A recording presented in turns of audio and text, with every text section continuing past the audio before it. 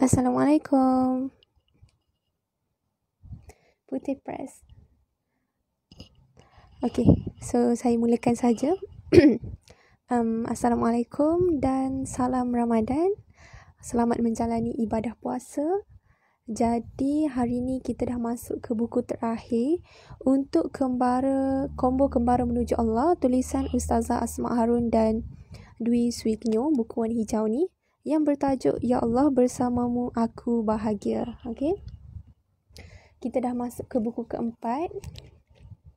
Okay, daripada siri ni. Dan buku yang keempat ni saya kira antara yang best lah, yang menarik lah, sebab yang ni pun lebih banyak isi, 218 muka surat. Terima kasih yang baru join. Assalamualaikum, selamat tengah hari. Okay, so untuk buku last ni kita akan discuss 2 hari, hari ni dan esok. Dan semalam kita baru habis buku ni. Okay, so kepada yang belum tahu buku daripada set Kembara Menuju Allah ni, bertemakan motivasi, peringatan diri, muhasabah, refleksi diri. Ya, dalam ni ada quotes, ada petikan hadis dan ayat Al-Quran, juga ada checklist untuk muhasabah. Okay, terima kasih yang baru masuk. Jadi saya mulakan, kita akan kongsikan apa yang menarik daripada buku ni. Okay, untuk buku ni, antara babnya aku iri hati, ya Allah aku iri hati dengan mereka. Ya Allah, betapa sombongnya aku, betapa aku suka terburu-buru. Macam tu. So buku ni nak membawa kita macam mana kita nak bahagia bersama-sama dengan Allah, macam tu. Okay, so saya akan mulakan. Macam biasa dalam buku ni akan ada map kembara kita dalam mencari redha Allah. Okay, macam biasalah. So saya nak recap balik daripada first kali saya discuss. Okay, ada 5 alam yang kita lalui: alam roh, alam rahim, alam dunia, alam barzah dan alam akhirat. Okay, macam biasa untuk setiap buku memang akan ada map ni. Okay, so jom kita share. Kita nak share bab 1. Memang semua dalam ni memang best lah, sebab isinya pun berwarna-warni kan, yang masa semua tahu. Berwarna-warni, banyak gambar. Tulisan pun mudah-mudah dan ringkas, senang faham. Hai, Assalamualaikum. Terima kasih yang baru join, Farhanin dan Ashkun. Okay, untuk bab 1 ni, tajuk dia Ya Allah, aku iri hati dengan mereka. Okay, so untuk bab ni saya nak kongsi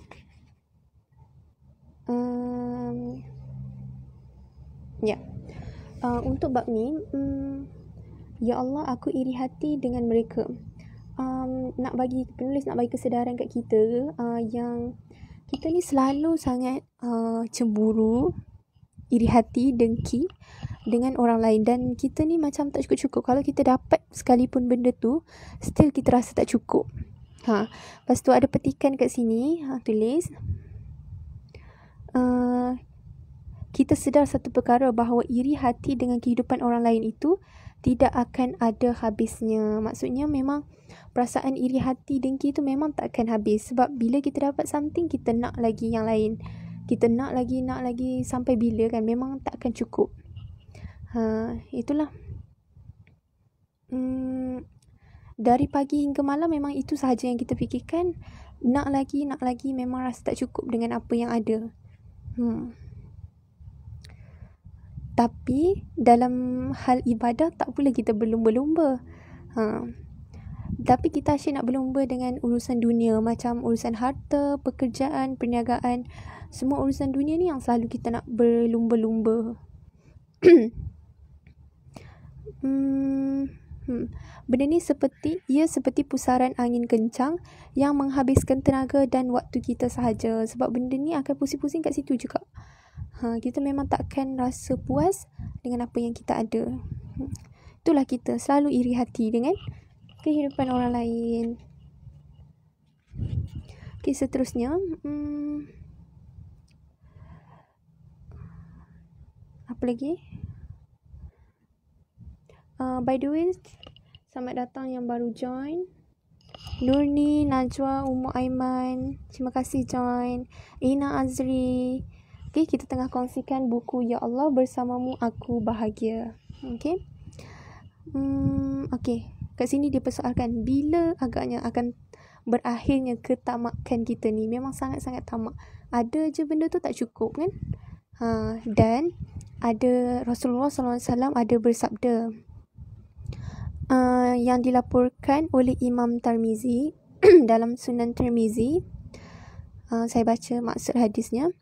Lihatlah orang yang berada di bawah kalian dan jangan melihat orang yang berada di atas kalian, kerana itulah yang lebih baik supaya kalian tidak menganggap rendah nikmat Allah yang telah dianugerahkan kepada kalian. Macam biasalah yang kita selalu dengar, kalau kita berada di atas, pandang yang di bawah supaya kita rasa bersyukur dan tak iri hati. Kita sedar yang ada lagi yang susah daripada kita, macam tu. Okay. Dan kat sini ada satu quotes bahasa Inggeris. Nampak tak? Jealousy is when you count someone else's blessing instead of your own. Jealousy is when you count someone else's blessing instead of your own. Maksudnya cemburu ni, iri hati ni bila kita hitung nikmat orang lain berbanding diri kita sendiri. Itulah cemburu ataupun iri hati kan. Kita asyik nak tengok apa yang orang lain ada je. Itulah sifat iri hati. Tapi kita tak nak kira nikmat apa yang kita ada. Sepatutnya kita lebih pandang kepada apa yang kita ada dan tak perlu compare dengan orang lain. Okay? By the way, kalau ada benda nak share ataupun nak tanya, boleh je tulis dekat ruang komen. Okay, nanti saya bacakan. Okay. Seterusnya, sifat iri hati macam tadilah tak elok kita tahu, tapi ada beberapa perkara yang kita dibenarkan untuk iri hati. Okay, yang ni daripada Rasulullah SAW sendiri. Abdullah melaporkan beliau mendengar Rasulullah SAW bersabda, tidak boleh ada rasa iri dengki kecuali kepada dua orang. Okey, dua orang, iaitu orang yang diberikan harta oleh Allah lalu dia membelanjakannya dalam kebenaran, dan orang yang diberikan hikmah ataupun ilmu lalu dia menerapkannya dan mengajarkannya. Dan hadis ni direkodkan oleh Imam Bukhari. Okey, itulah dua orang yang kita boleh cemburu, iaitu mereka yang ada harta dan dia gunakan harta tu untuk kebenaran, dan orang yang berilmu dan mengajarkannya. Hai Fatna Syazwani, terima kasih join. Okay, so itulah sepatutnya kita iri hati dengan dua ni, dan tambah satu lagi iaitu mereka yang beribadah dan kekal istiqamah. Okay, so saya nak remind balik, kita dibenarkan bersikap iri hati untuk 3 perkara.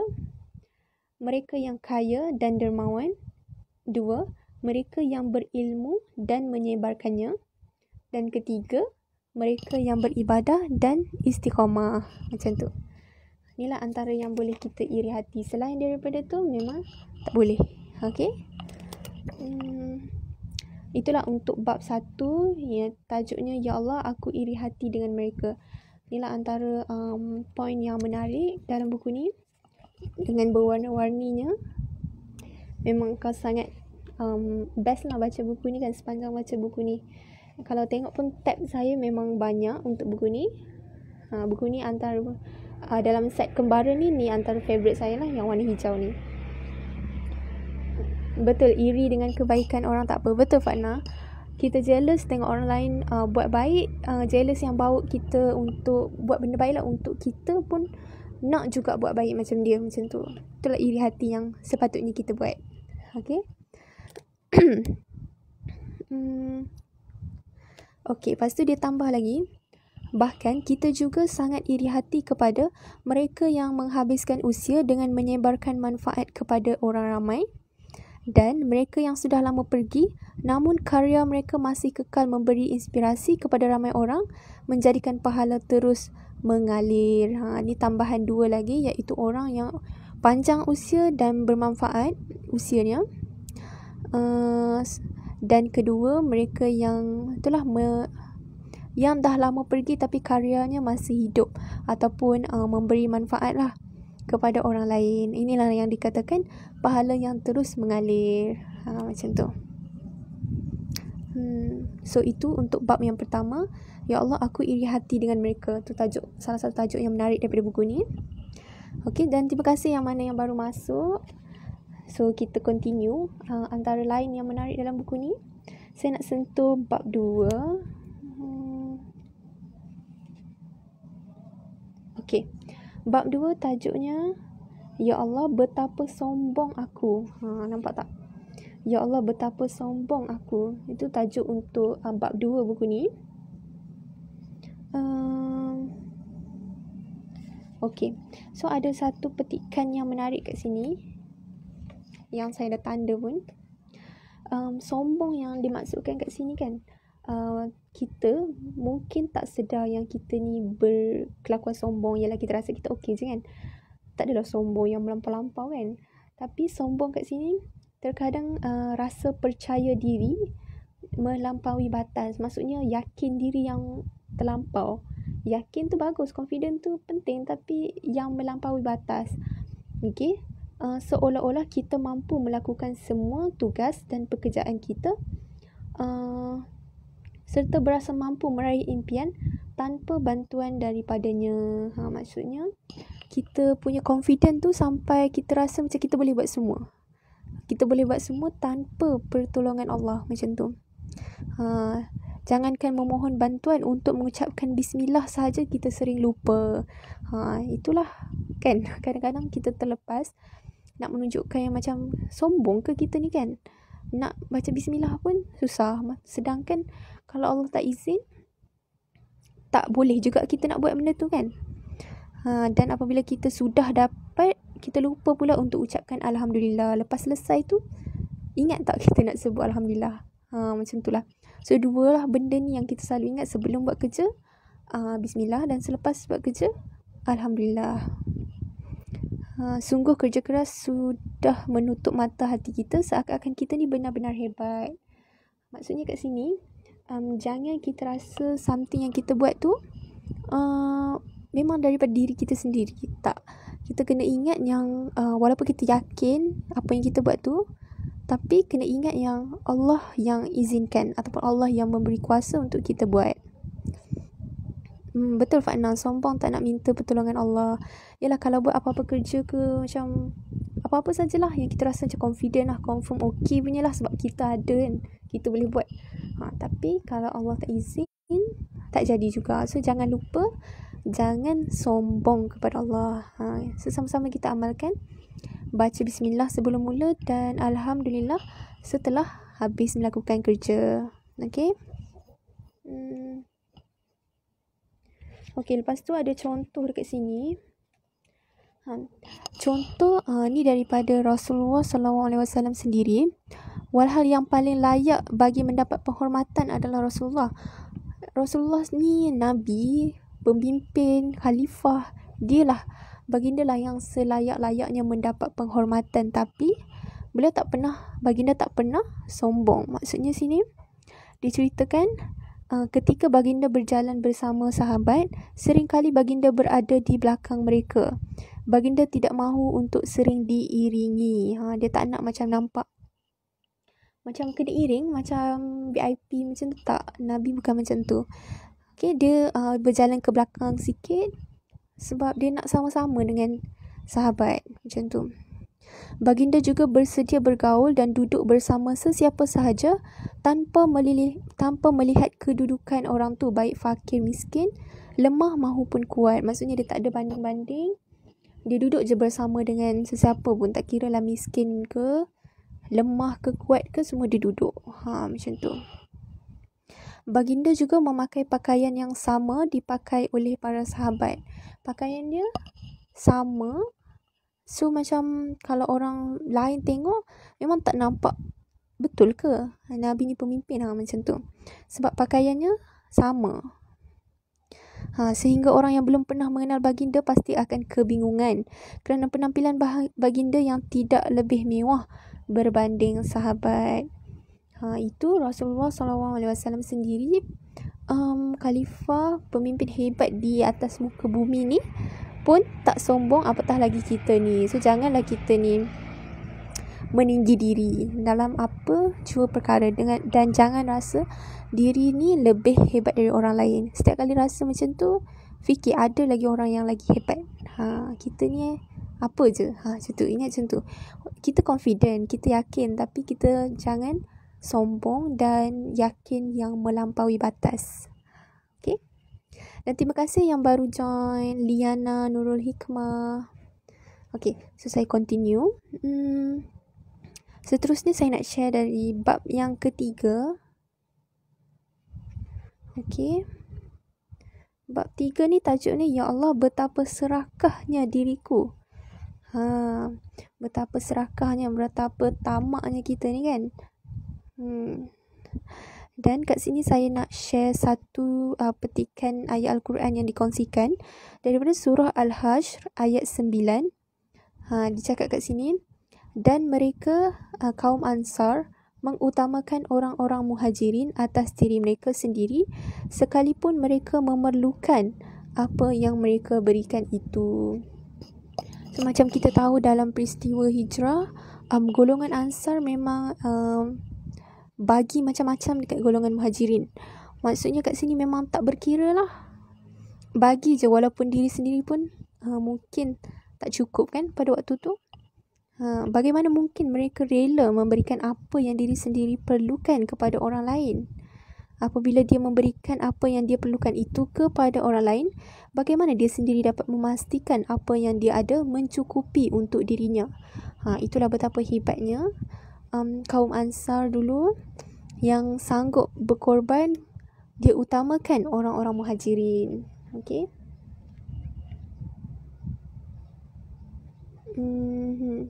Apa lagi? So itulah. Dan kat sini juga ada satu petikan.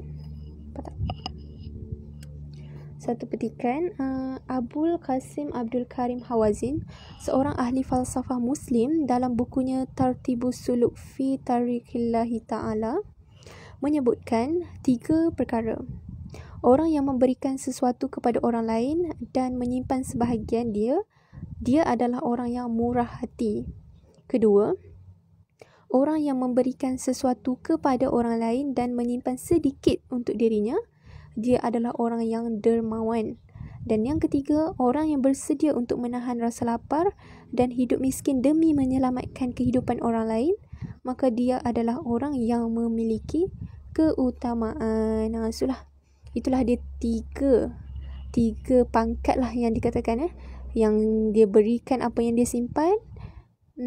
Dia berikan something and then dia simpan sebahagian untuk diri dia. So dia dikatakan murah hati. Yang berikan kepada orang lain dan simpan sedikit sahaja untuk diri sendiri dikatakan dermawan. Dan yang bersedia untuk tahan rasa lapar dan hidup miskin untuk selamatkan hidup orang lain, dan dia ni dikatakan mereka yang memiliki keutamaan. So sama-samalah kita usaha untuk ringankan beban orang lain. Okay. Hai Mira Riza Fahmi Wan Hariri, Ibu Miza, terima kasih join live hari ni. Nadi tengah kongsikan beberapa input menarik daripada buku Ya Allah, Bersamamu Aku Bahagia, yang mana buku keempat daripada siri Kembara Menuju Allah. Okay. Seterusnya sekejap.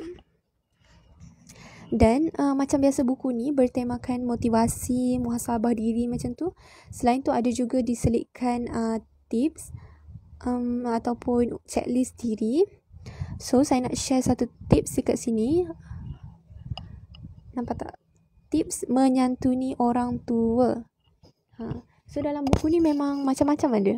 Ada tips, ada checklist, info baru, sirah, pengalaman ustazah dan macam-macam lagi. Memang menarik buku ni. So, dikongsikan kat sini beberapa tips untuk menyantuni orang tua. Pertama sekali adalah sabar. Okay. Sabar salah satu daripada amal soleh. Boleh jadi Allah nak beri peluang kepada kita untuk menjalani kehidupan dengan ujian supaya dapat mengumpul sabar dan menebusnya dengan syurga Allah kelak. Okay, itulah antaranya nak menyantuni orang tua, kena sabar. Yang kedua, akan ada masalah kesempitan hidup. Baiki kesempitan hubungan dengan Allah. Tiada yang lain menyebabkan seseorang itu merasa sempit melainkan semak pada hubungan dengan Allah terlebih dahulu. So, apa-apa pun yang terjadi, kalau rasa sempit hidup, cuba tengok balik hubungan kita dengan Allah. Okay. Yang ketiga, mengadulah kepada Allah sebelum mengadu kepada manusia. Lebih-lebih lagi mengenai aib keluarga. Okay. Yang pertama, kita adukan kepada Allah dulu sebelum orang lain. Yang keempat, pendapat orang tua bukanlah satu mandatory yang wajib dipatuhi. Jika ada perselisihan, sebaiknya selesaikan dengan perbincangan yang berhikmah. Okay. Pendapat orang yang lebih tua ni bukanlah kita wajib ikut. Tapi mereka kan lebih, orang kata pun, makan garam. Tapi kalau ada perselisihan, sebaiknya kita selesaikan dengan berbincang. Okay. Itulah antaranya tips. Okay. Apa lagi? Okay, saya nak share juga bab 5. Sekejap ya. Bab 5. Sekejap. Okey. Bab 5 ni tajuknya, Ya Allah, aku terlalu mudah protes. Ni pun menarik juga tajuknya. Dalam ni kan ustazah ada cerita satu kisah ni. Satu kisah seorang lelaki ni yang bawa motor, and then bawa motor, and then ada macam kumbang masuk dekat mata, macam tu kan. So dia marah, dia protes. Kenapa dalam banyak-banyak penunggang motor yang lain, kenapa pilih dia juga? Macam tu. So walaupun benda tu nampak macam apa benda je kan, kumbang je pun, tapi kalau nak refleks balik, kita boleh refleks balik, adakah itu, kenapa Allah harus menyapanya dengan mengirim kumbang yang begitu menyakitkan? Apakah salahnya? Apakah itu sebahagian daripada caranya untuk menghapus dosa-dosanya, ataupun ada maksud lain? Ya Allah, sungguh kami benar-benar tidak tahu. Nampak tak, daripada sekecil-kecil perkara yang macam kumbang masuk mata pun, kita boleh refleks balik. Kenapa kita? Adakah itu cara Allah nak hapuskan dosa kita ke? Kita ni dah lupa ke kepada dia? Macam tu.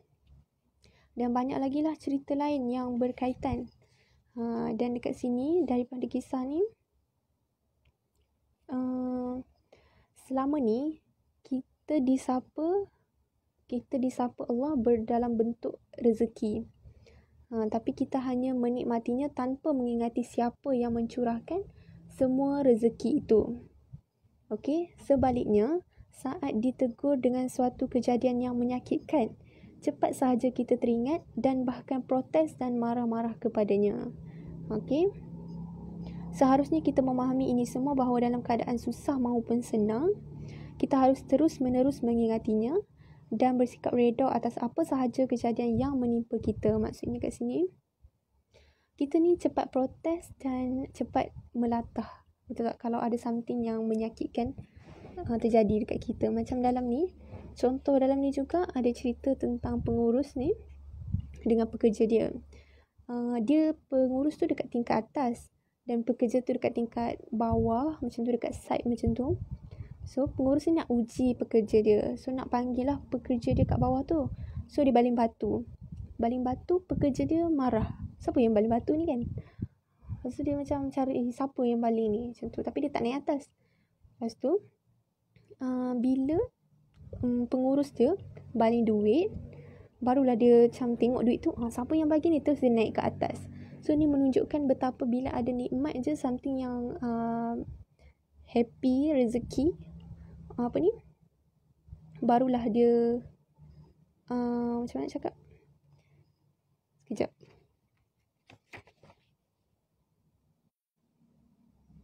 Okey, terbalik.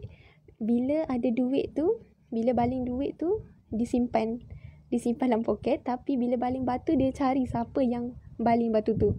Nampak tak? Bila dia sakit kan, ditegur macam tu, perkara yang menyakitkan, cepat sahaja dia teringat dan bahkan protes. Terus dia naik atas tanya siapa yang baling-baling batu ni, macam tu. Sedangkan bila bos dia baling duit, dia masuk poket. Faham tak cerita tu? So nak cakap kat sini, bila disapa dengan rezeki, kita lupa nikmat tu. Kita tak ingat siapa yang bagi, dia tak nak pun tanya siapa yang baling duit ni. Tapi bila dia dapat batu, terus dia cari siapa. Macam tu lah. Dan sepatutnya kita kena memahamilah kedua-dua keadaan tu, sama ada yang baik ataupun yang buruk yang kita terima. Ingatlah Allah yang berikan semua tu. Maksudnya ingat Allah dalam susah mahu pun senang. Okay, macam tu. Apa khabar? Khabar baik, Alhamdulillah. Okay, terima kasih yang baru join. Kita tengah bincangkan buku Ya Allah Bersamamu Aku Bahagia, daripada siri Kembara Menuju Allah. Okay, itu antara yang menarik daripada bab-bab awal buku ni. Dan last kali saya nak share bab yang ke-6. Kejap ya. Bab yang ke-6 bertajuk Ya Allah Aku Terlena Kerana Pujian Manusia. Tajuk ni pun menarik juga, tajuk ni. Cuba bayangkan kan, kita mestilah suka nak dipuji kan. Suka orang puji kita. Best lah kan, siapa yang tak suka dipuji. Tapi dekat sini diberi peringatan, pujian yang berlebihan akan mendatangkan mudarat kepada hati penerima ni. Akan rasa macam riak lah, rasa macam bagus lah. Itulah bahayanya pujian. Pujian yang melampau-lampau ni lah. So, bila kita kena reflect balik, apakah pujian itu bermanfaat atau berbahaya untuk kita. Pertama, pujian itu bermanfaat apabila ia menjadikan kita semakin bersyukur, dan membuatkan kita semakin yakin untuk tampil menjadi orang yang lebih baik. Yang kedua, kalau pujian tu berbahaya, maksudnya dia menjadikan kita ketagih dan suka berasa hebat. Walhal Allah yang layak mendapat pujian yang sebegitu rupa lah. So kita reflect balik lah, antara pujian yang kita terima tu adakah menjadikan kita lebih baik ataupun buatkan kita rasa sombong. Macam tu.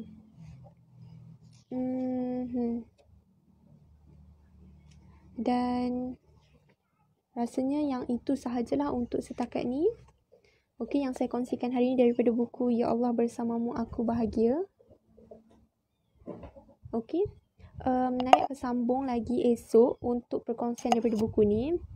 Banyak sangat bab yang menarik dalam ni. Yang saya kongsikan tadi pun bab 1, 2, 3, 4, 5 memang dah banyak input yang best. So kalau berminat nak dapatkan, harga dia loose RM27. Tapi kalau beli set yang combo ni, 4 buah buku ni, 108. Tapi rasanya ada sale dekat IG Kedai Borong PTS. Nanti korang boleh share, boleh tengok dekat IG tu. Okay. So esok kita akan sambung dengan buku ni. Hari yang sama, esok jam 12 hingga 12.30 tengah hari. Terima kasih Fatna, sangat menarik. Terima kasih, saya minta maaf kalau ada tersasa-sasa ke apa. Kita jumpa lagi esok, okay? Bye-bye, Assalamualaikum. Terima kasih yang join live hari ni. Bye-bye, selamat berpuasa. Bye.